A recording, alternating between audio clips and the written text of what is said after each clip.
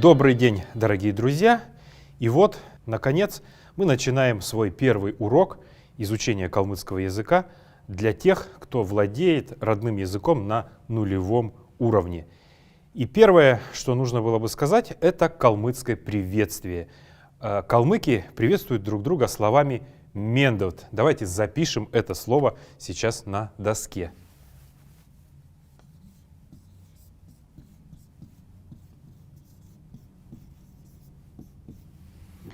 Мендовт должно записываться это слово. В последнее время в калмыцком сегменте интернета возникает очень много споров о том, как его нужно записывать. Мендют, мендет, мендовт и так далее. Для того, чтобы прояснить эту ситуацию сейчас для всех вас, я объясню, откуда сложилось это слово. В старину, когда мы использовали тодо-бичик вместо современной кириллицы, и тодо-бичик — это была та письменность, которую создали специально для калмыцкого языка, для айратского языка, и потому она несет в себе всю ту информацию, которую кириллица в себе нести не может. И вот в тодо-бичик слово «мендовт» писалось следующим образом. Оно состоит из целых 3 слов. «Менде»,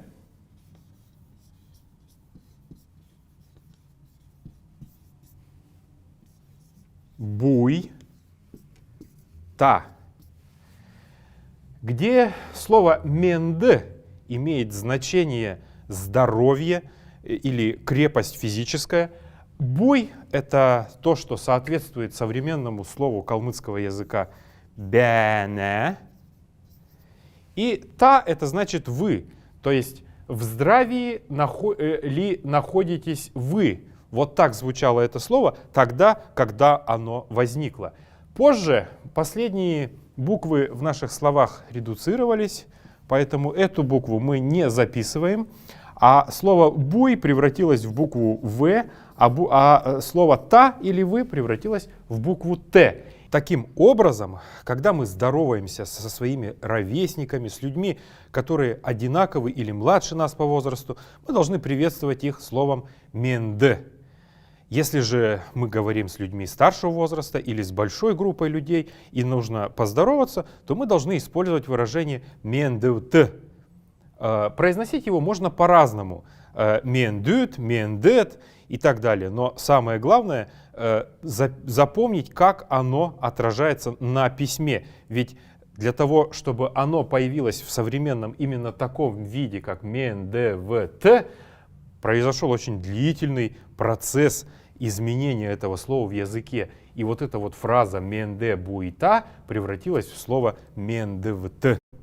Поэтому здесь мы должны обязательно помнить о том, что писать это слово нужно именно так. И здесь написание этого слова и его произнесение, оно отличается. Как, собственно, в русском языке отличаются такие слова, как солнце или лестница. Когда мы пишем их, мы записываем солнц с буквой Л и лестница. Но когда говорим, мы произносим их как солнце и лестница. То есть в калмыцком языке тоже существуют такие особенности, которые нужно запомнить и знать. В старину это слово звучало как «менде буйта» или «менде бяната», и поэтому ответ на это выражение от стариков может звучать таким образом: «бяне».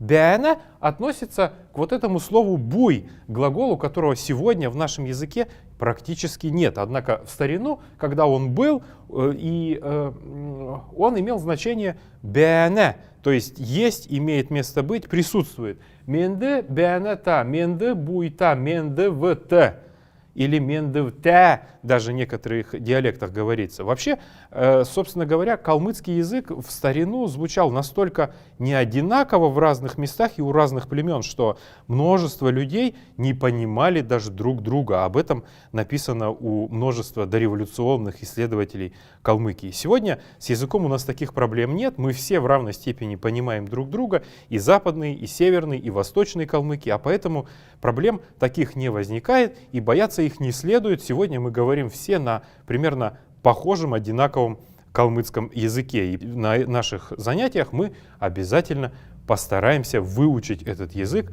на хотя бы разговорном уровне, но с запоминанием того, как правильно пишутся наши родные слова.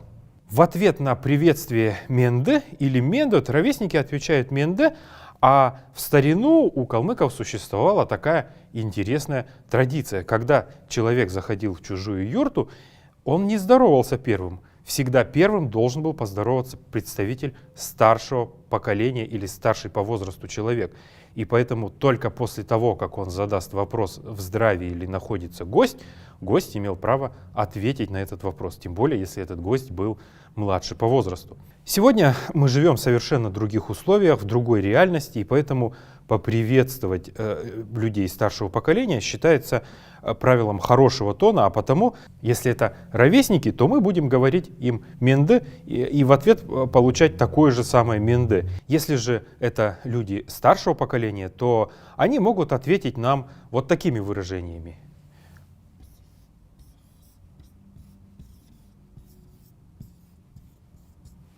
Гем-уга. В то время, когда мы жили на нашей исторической родине, слово «гем» имело значение изъян, недостаток, то есть что-то, чего недостает. Позже, когда мы пришли сюда и подверглись европейским болезням, калмыки очень боялись различных хворей и недугов, и поэтому слово «өвчин» как болезнь было заменено на слово «гем», то есть недостаток. Когда вам старики отвечают «гем-уга», они имеют в виду, что недостатков, изъянов, болезней, всего плохого у них нет, все нормально. Поэтому один из ответов на приветствие мендут может звучать как «гем-уга». Еще один вариант ответа, который вы можете услышать от носителей калмыцкого языка, звучит как «эн-тер-уга», или в потоке речи часто эти слова соединяются и получается «энтерго». «Эн» имеет значение «этот» или «это», «тер» — «тот» или «то», «уга» или «го» — это сокращение от слова «уга», имеет значение «отсутствует», «нету», то есть нету ни того, ни другого, что значит ни плохо, ни хорошо, ровно и спокойно. Так старики говорят, чтобы не раздражать злых духов, которые могут отнять счастье или наслать какое-то несчастье на семью, в которую кто-то приехал и спрашивает о здравии. Еще один ответ, который может прозвучать от носителей языка, это «му-бише».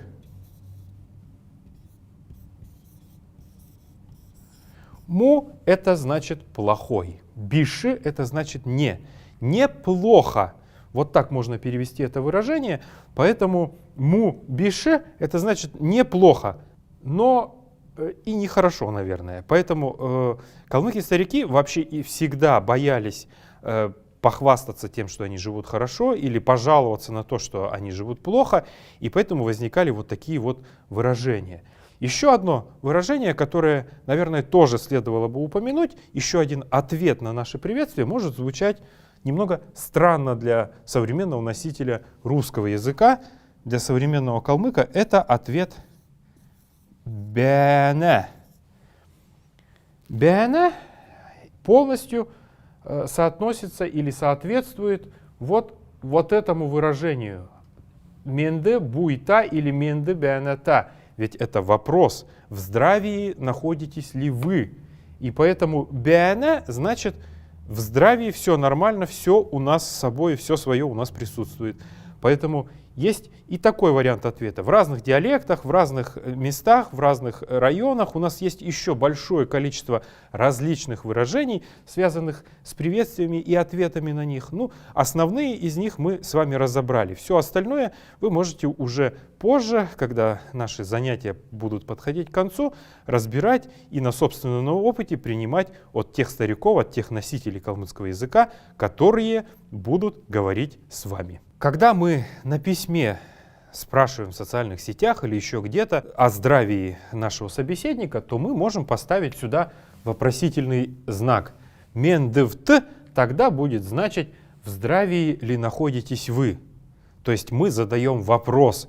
Ведь в старину, когда еще мы пользовались ясным письмом, у нас «менде буй та» имело значение «в здравии ли вы» именно с оттенком вопроса. Потому что глагол «буй» использовался для составления вопроса в основном. Поэтому вполне возможно, если вы будете спрашивать конкретно о здравии человека, тем более в такое опасное время, как пандемия, которая с 2019 года треплет всем нервы, то вот этот вопрос можно будет задать, используя вопросительный знак.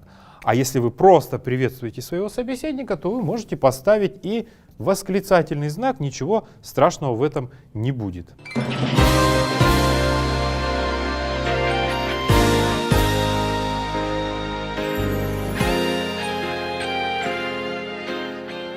Теперь, после того, как мы знаем, как поприветствовать друг друга на калмыцком языке, нужно перейти к алфавиту, калмыцкому алфавиту, который, собственно, и будет нашей основой для изучения родного языка.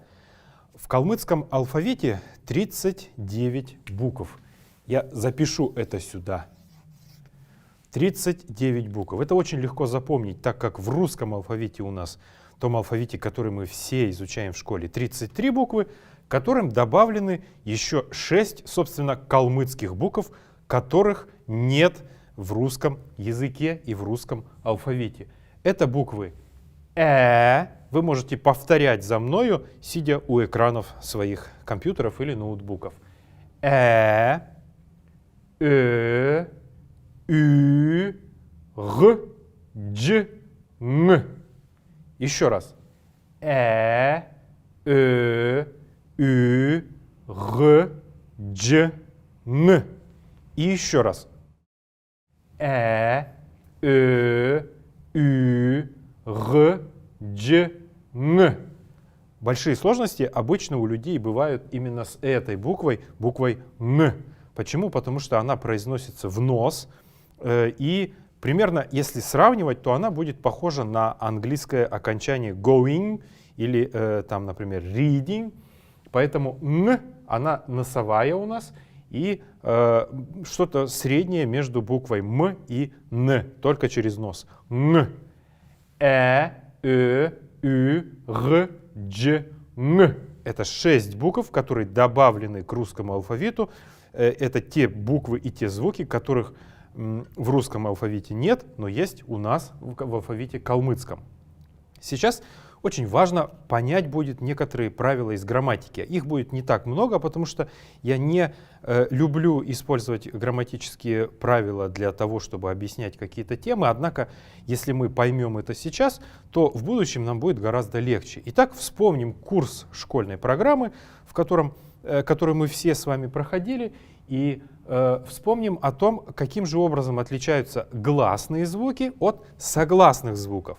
Гласные звуки — это те звуки, при произнесении которых у нас не имеется никаких препятствий в полости рта, в горле или с зубами, малым язычком и так далее. Это такие звуки, как А, О, У, И, Ю, Я. Вы видите, что нет никаких препятствий в горле для того, чтобы произнести эти звуки. И калмыцкие звуки. Ü, еще иногда ее записывают как Е, и И. И. Еще раз. Давайте еще раз повторим это. И. Эти звуки произнести сложнее, но те, кто изучал английский язык, наверняка знают, как они произносятся, потому что многие из этих гласных звуков есть в английском языке. Что касается согласных, это те звуки, при произнесении которых у нас имеются какие-то препятствия в горле, в полости рта или с зубами, или малый язычок еще используется. Это такие звуки, как Д, Т, Б, П, Г, Дж, Н и так далее.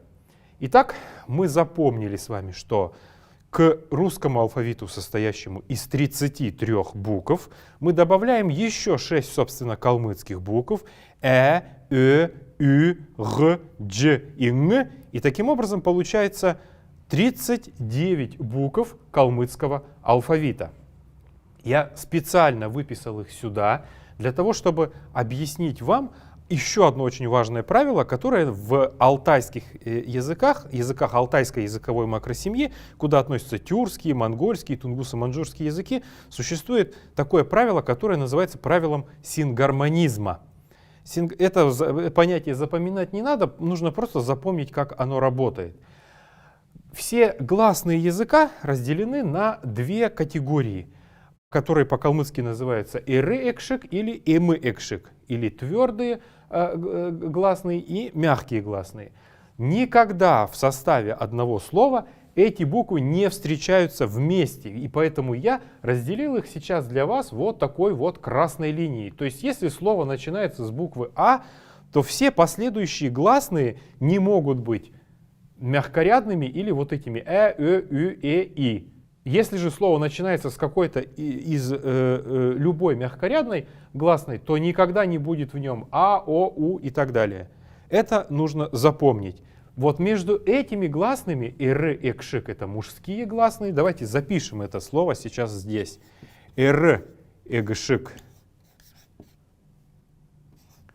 Это мужские гласные по нашей традиционной древней грамматике, которая была связана с письменностью тудо-бичик. А эти мягкие гласные будут называться эмы-экшик. Р здесь имеет значение самец, мужчина или вот что-то мужского пола. Эмы-экшик — это то, что переводится как самка, женщина или что-то, нечто женского пола. Поэтому эти гласные никогда в одном слове не встречаются ни в калмыцком языке, ни в тюркских языках, ни в тунгусо-маньчжурских языках. Кроме того, существует в калмыцком языке вообще гласных звуков 18. И они подразделяются еще на две больших категории. Это краткие гласные и долгие гласные. Давайте сейчас проверим свое произношение на вот таких примерах. Слово «авык» — высокомерие. «Авык». Еще раз повторим их все, сидя перед своими экранами. «Авык». Не «авг», а именно «авык». Вот здесь есть такое понятие, которое у нас называется неясный гласный. Это те гласные, которые обозначаются на письме тудо-бичик, но в современной калмыцкой письменности они не обозначаются, их нужно, к сожалению, запоминать. Но как правильно произносить те или иные слова, мы будем с вами отрабатывать на наших уроках. И поэтому авык, авык, авык — это высокомерие. И теперь это же слово, подчеркивающее то, что звук или гласная «а» может быть долгой, «ав», «ав», «ав» — это отец или дедушка. Здесь тоже есть один неясный звук, который мы произносим вот здесь фоновым таким вот звуком между и «ав». Здесь «авык», здесь «ав». «Ав» — это отец или дедушка. Следующее слово, пример с буквой Эмн. Эмн. Эмн. Вот этими красными кружочками я обозначаю те неясные гласные, которые при произнесении произносятся, но на письме не отражаются. Эмн — это жизнь. И уже известное нам из первой части нашего занятия слово «бене». Бене. Бене. Есть, имеется, существует. Следующий пример будет у нас с буквой О. Одн. Одн. Одн. Не Оден, а Одн. Это звезда. И оср. Оср. Оср. Это шнурок на ботинке, на туфлях или шнурок на куртке, который вот мы можем стянуть, например, свой капюшон. Итак, оден и оср. Здесь мы видим, что этот звук короткий, а здесь мы видим, что он долгий уже. Следующее слово — это р. Р — это утро или рассвет. Р. Р. И любимое нам всем то слово, которое практически не используется в правильном его произношении, «ырыт». «Ырыт». Не «ырд», а «ырыт» правильно. «Ырыт» — это айрат. «Ыр» — утро, рассвет. «Ырыт» — айрат. Следующий пример с буквой «У». Усын. Усын. Вот после буквы «С» есть неясный звук один, который я произношу «усын», как будто бы буква «э». Усын — это вода. Ул. Ул. Ул — это гора. Ул — гора. Пытайтесь повторять, не стесняйтесь, пытайтесь произносить эти звуки так, как произношу их я в потоке речи. Потом позже они уже обретут те свои звучания, которые нам будут необходимы для того, чтобы беспрепятственно говорить. Следующий пример — это слово «üd». «Üd». «Üd».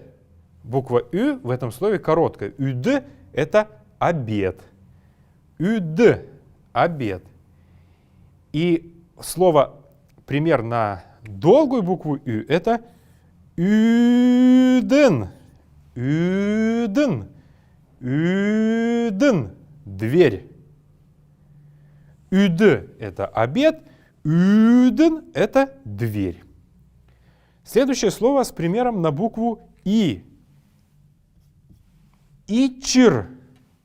«Ичир». Мы здесь после буквы «ч» слышим небольшой такой вот фоновый неясный звук. Поэтому я отмечаю его кружочком. «Ичир» — это стыд. «Ичир» — стыд. «Китен». «Китен». «Китен» — это холод, холодно, зябко. «Китен». И последнее слово, которое следует привести в пример, это слово «лекарство». «М». Мы помним, что при изучении двух вот этих вот категорий гласных звуков, двух видов гласных звуков, А, О, У, И, Ю и Я, называются р-экшик или мужские гласные. А Ü, И это м-экшик. Когда я произношу слово м, мы слышим здесь очень такой вот четкий, неясный звук. И как и слово р мы тоже слышим этот неясный звук. Тогда как здесь, произнося слово м, неясных звуков вообще в нем нет. Оно состоит из двух букв, как в русском письме, так и в нашем традиционном письме тудо-бичик. Поэтому м. М, не эме. Эме — это женщина или самка. М — это лекарство. М, лекарство. И следующий пример — это эх. Эх. Эх.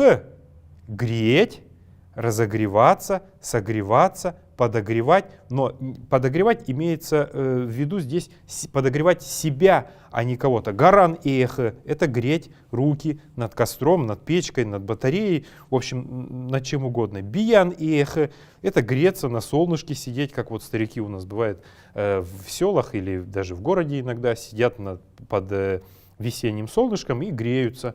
Это называется эх. Эх.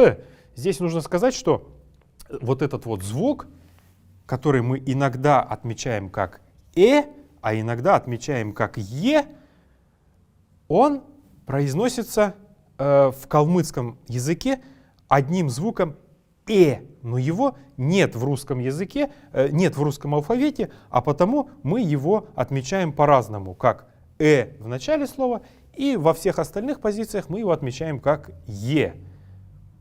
Но фактически он произносится как очень мягкое эх, м. эх. Вот такой вот особенность имеют калмыцкие гласные звуки. Я думаю, что мы запомним их. Если кому-то было непонятно, вы можете написать в комментариях. Если всем все понятно и вы хотите какие-то особенные объяснения каждого из этих звуков, вы можете тоже написать это в комментариях. Что касается неясных звуков, то это очень большая проблема. В ясном письме в Тудо-Бичик, который Зая-Пандита создал в 1648 году, во время празднования Цагансара в кочевьях хана Аблая на реке Чуй, все неясные звуки, так как эта письменность была специально разработана для нашего языка, все они отражаются. Когда в 1924 году мы перешли на кириллицу, неясные звуки перестали отражаться, а потому многие слова у нас произносятся очень неправильно. Все зависит от того, как учитель или как дома говорят родители, но тем не менее очень важно правильно произносить все наши слова. И именно поэтому неясные гласные я вот так вот выделял.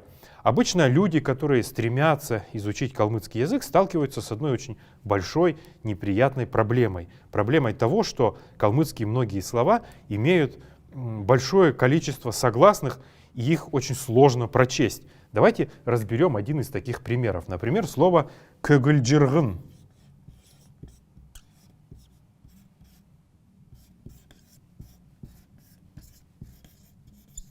Давайте посчитаем. Көгілжіргін. 1, 2, 3, 4, 5, 6. 6 согласных стоят подряд. Көгілжіргін — это голубь. Еще раз произнесем это слово. Давайте вместе с вами. Көгілжіргін. Көгілжіргін. Көгілжіргін. Если мы прислушаемся к этому слову көгілжіргін, то мы услышим, что между каждой из этих согласных есть неясный звук. Көгілжіргін. Көгілжіргін. Это голубь. Так вот, между каждой из этих 6, казалось бы, нагроможденных друг на друга согласных, есть гласные звуки, которые в старину были полноценными звуками и так далее. Но в последующем они редуцировались или исчезли, но в их местах остались вот такие вот неясные звуки, которые четко на письме выразить невозможно, так как они не имеют никакого обозначения, но должны произноситься, иначе мы просто не сможем произнести это слово. И таким образом слово «көгілжіргін», имеющее 6 согласных подряд, должны прочитываться с фоновыми звуками между каждым из этих звуков. Көгілжіргін, көгілжіргін, көгілжіргін. Это голубь. Вот что касается гласных, то в калмыцком языке их 18. Некоторые гласные, такие как гласные как и е, отражают один единственный калмыцкий звук эх. А также вот этот вот сложный набор всех согласных, которые у нас есть в письме, всегда разбавляется неясными звуками между ними. И поэтому, когда вы возьмете любую калмыцкую книгу или газету Хальмы Гюнен и постараетесь ее прочесть, теперь вы будете знать, что между каждым из этих согласных всегда стоят какие-то неясные гласные. Единственное, что нужно запомнить, как они звучат. Либо выучить ясное письмо Тудо-Бичик, чтобы понимать, как правильно произносить то или иное слово. Итак, давайте подведем итоги. Прежде всего, все буквы калмыцкого алфавита насчитывают 39 букв или 39 графем, из которых 33 буквы — это буквы русского алфавита, к которым добавлены 6 букв калмыцкого алфавита. Ю, Г, Дж, Н. Ю, Г, Дж, Н. Все остальные звуки похожи на те звуки, которые есть в русском языке. И поэтому, когда мы разделяем гласные, мы разделяем эти гласные следующим образом. Ир, экшик — это гласные А, О, У, И, Ю, Я.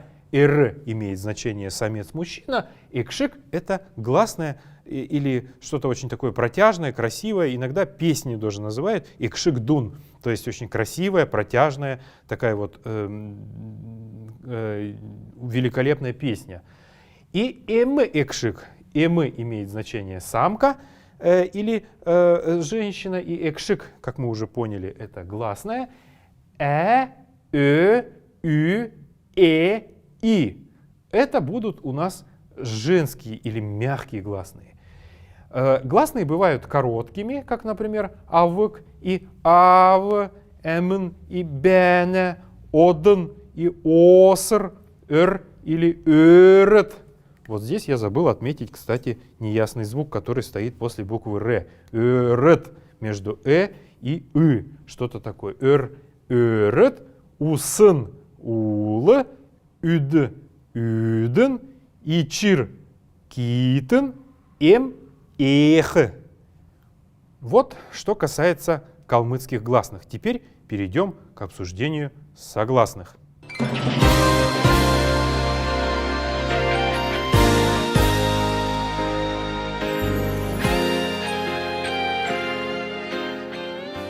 Сейчас на доске я написал согласные звуки калмыцкого языка. Это звук г, дж и н. Г, дж, н. Произнесите их следом за мной еще раз. Г, дж, н. Кроме того, что у нас существует большое количество согласных, сходных с теми согласными, которые есть в русском языке, 3 согласных — это, собственно, наши калмыцкие согласные. Итак, давайте рассмотрим их в примерах. Первый пример. Угах. Угах. Вот этот звук мы должны немного протянуть, а здесь поставить неясный звук. Когда мы будем произносить это слово, то будет оно звучать как угах. Вот здесь есть прям явный неясный звук, а вот этот звук А, он протягивается немножко дольше, чем обычно. Не так, как в слове авык, а в слове угах. Это мыть, стирать, отмывать кого-то или что-то. И вот еще один пример. Там, где буква Г, которую мы сейчас рассматриваем, она в конце слова записывается. Солонг. Солонг. Вот здесь есть целых 2 неясных звука. Солонг, солонг, солонг. Это радуга. В традиции, которая заложилась у нас с советского времени, мы обычно записываем это слово в виде солонг, солонг. Но это неправильная запись этого слова, так как в тудобичик оно записывается именно как солонг. Так как любые слова, которые заканчиваются на букву Г, имеют в конце неясную гласную, мы будем все эти слова читать как в конце, ставя неясную гласную. Например, слово медлг. Это познаваемые объекты. Здесь мы тоже ставим неясную гласную. Медлг. Вот так вот оно будет звучать. Солонг — это радуга. Угах — это мыть, стирать, отмывать. Солонг — это радуга. Второй пример с буквой Дж. Джиргл. Джиргл. Джиргл — это счастье. Вот здесь есть тоже неясный звук. Мы же не можем произнести это как джиргле. Это все равно, что мы будем на русском говорить столе, стуле. То есть это будет очень неправильно и некрасиво. Джиргл. Джиргл. Джиргл — это счастье. И уже известное нам слово кыгылиджиргын. Кыгылиджиргын. Здесь очень много неясных звуков. Кыгылиджиргын. Кыгылиджиргын — это уже известный нам голубь. Пример с буквой Н. С этой буквы в калмыцком языке слова не начинаются, но она есть в середине и конце слова. И вот примеры этого слова. Сонгсх. Сонгсх. Сонгсх. Сонгсх. Это слышать или слушать. Вы заметьте, как произносится это слово, и повторите его еще раз. Сонгсх. это слушать, слышать, внимать. И савунг. Савунг. Савунг.